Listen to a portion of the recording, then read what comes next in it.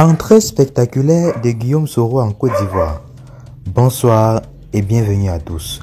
Aujourd'hui, mes chers amis, on s'étape pour cette nouvelle partie d'information pour aller du côté de la République de Côte d'Ivoire où nous avons Guillaume Kigwafori Soro, ancien président de l'Assemblée nationale, ancien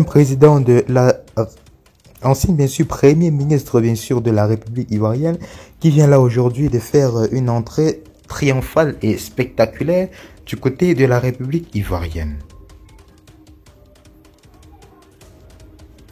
Mes chers amis, Guillaume Soro a fait comprendre que qu'il est de retour en Côte d'Ivoire.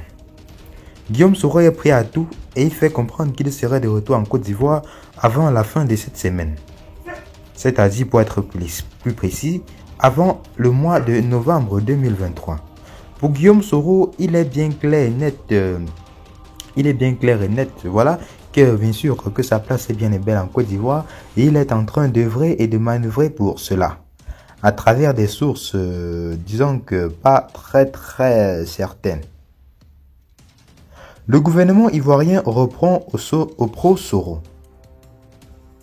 Qu'il arrête de rêver. La tension monte entre le gouvernement ivoirien et Guillaume Soro, l'ancien chef du Parlement ivoirien, suite aux déclarations de ce dernier remettant en question l'élection du président Alassane Dramane Ouattara. Amadou Coulibaly, porte-parole du gouvernement, a réagi avec fermeté aux propos de Guillaume Soro, l'accusant bien sûr d'adopter une attitude belliqueuse alors qu'il exprime son désir de retourner en Côte d'Ivoire. Nouvelle passe d'armes. J'apprends que le gouvernement inconstitutionnel de Côte d'Ivoire annonce, non bien sûr sans ironie, que je peux désormais rentrer dans mon pays. Si cela m'a pris 5 longues années pour rentrer sur ma terre ancestrale africaine, il n'en sera autant pour retourner sur ma terre natale ivoirienne. Par la grâce de Dieu, le Tout-Puissant, a déclaré Guillaume Soro sur son compte officiel Twitter en réaction bien sûr à la position du gouvernement sur son retour.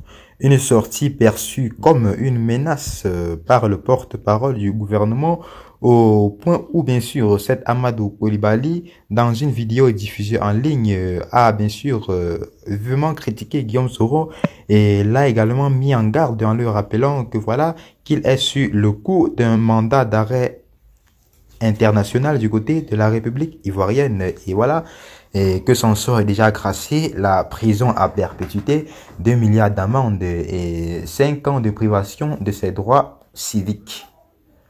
Ceci étant, tel a été tout pour ce qui était de cette partie d'information. Abonnez-vous massivement et partagez la vidéo avec vos amis pour qu'ensemble nous puissions atteindre un max de visibilité.